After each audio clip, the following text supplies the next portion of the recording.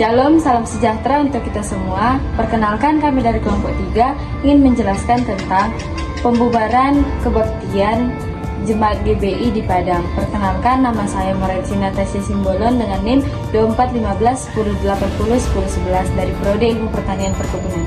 Perkenalkan, nama saya Cecilia Catherine Bersih Haji dengan NIM 241510102050 dari Prodi Peternakan. Perkenalkan, saya Thea Marta Kirana dengan NIM 241510801053 dari Prodi Ilmu Pertanian. Perkenalkan, nama saya Sofiana Raja Bukbuk dengan NIM 241510102015 dari Prodi Peternakan. Selamat menyaksikan. Di sini saya akan menjelaskan tentang kronologi terjadinya peristiwa tersebut. Pembubaran kebaktian umat Kristen di Padang, Sumatera Barat yang terjadi pada 29 Agustus 2023 saat jemaat Gereja Betel Indonesia Sola Gratia mengadakan ibadah di rumah kontrakan di Banyuaran, Lubuk Begalung. Akibatnya terjadi keributan yang melibatkan pelemparan kaca dan ancaman dengan senjata tajam oleh salah satu warga yang menolak aktivitas tersebut. Insiden ini bermula ketika pemilik rumah dan warga setempat merasa terganggu akan adanya ibadah yang diadakan di kontrakan tersebut. Polisi menyatakan bahwa kejadian ini lebih terkait pada ketidaksepahaman sosial ketimbang pelajaran agama. Ketua Forum Kerukunan Umat Beragama atau FKUB Padang menekankan bahwa tempat tinggal sewa tidak bisa dijadikan rumah ibadah tanpa izin sesuai peraturan, seperti izin lingkungan dan persetujuan FKUB. Meski demikian, Persekutuan Gereja-Gereja di Indonesia atau PGI mengecam tindakan intimidasi dan kekerasan yang terjadi serta meminta aparat menindak tegas pelaku untuk menjaga keamanan dan keharmonisan. Demikian penjelasan kronologi singkat dari peristiwa pembubaran ibadah ini. Penyebab utama di balik insiden pembubaran kebaktian Jemaat GBI di Padang melibatkan beberapa faktor. Yang pertama, perbedaan persepsi fungsi lingkungan. Penggunaan rumah kontrakan sebagai tempat beribadah dianggap tidak sesuai oleh sebagian warga setempat. Faktor yang kedua yaitu ketidaksesuaian norma sosial dan ketertiban lingkungan. Aktivitas beribadah atau kebaktian melibatkan nyanyian sehingga dianggap mengganggu ketertiban lingkungan sekitar. Pihak berwajib menyatakan bahwa kasus ini merupakan ketidaksepahaman sosial dan bukan merupakan larangan beribadah untuk agama. Faktor yang ketiga yaitu intimidasi dan kekerasan. Sebagian warga melakukan tindakan intimidasi dengan merusak properti dan melakukan ancaman dengan menggunakan senjata tajam. Penegakan pada aspek etika ini dapat membantu meminimalkan konflik di masa depan dengan mengajarkan pentingnya interaksi sosial yang harmonis. Persekutuan Gereja Indonesia mengecam keras aksi ini dan meminta penegak hukum untuk melindungi dan memberikan kebebasan beribadah untuk umat Kristen. Untuk pencegahannya dapat dilakukan yang pertama adalah membangun komunikasi yang baik dengan pemerintah dan juga aparat keamanan.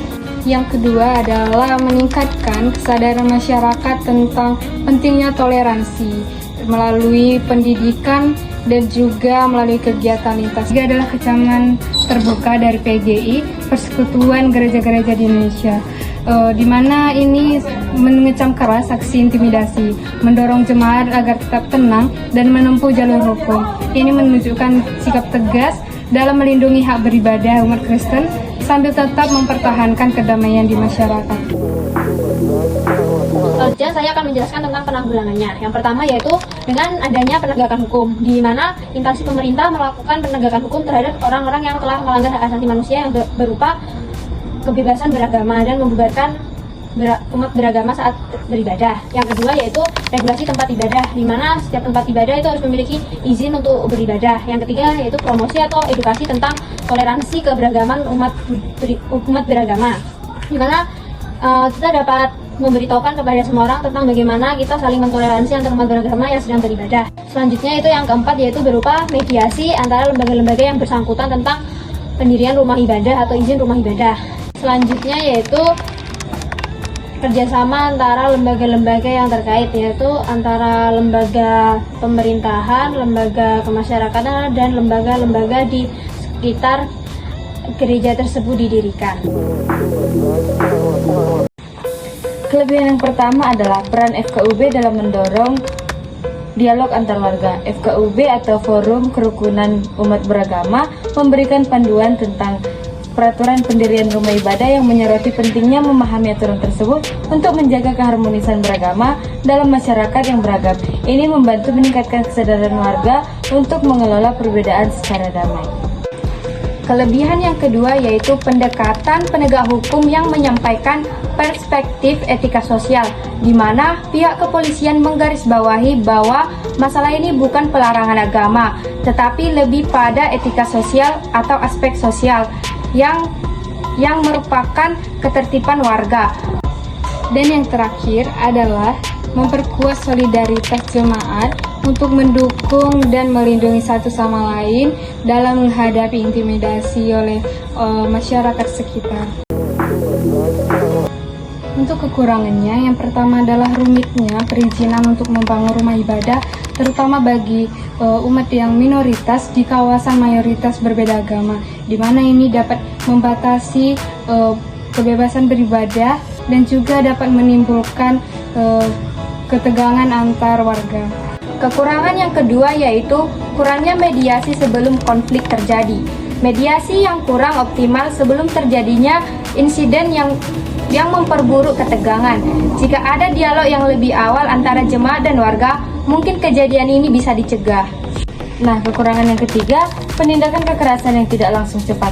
Tindakan pelemparan dan ancaman fisik seharusnya ditindak segera untuk menunjukkan komitmen hukum. Jika respon terhadap pelaku kekerasan tertunda, kepercayaan masyarakat terhadap aparat penegak hukum bisa menurun dan kejadian serupa mungkin akan berulang.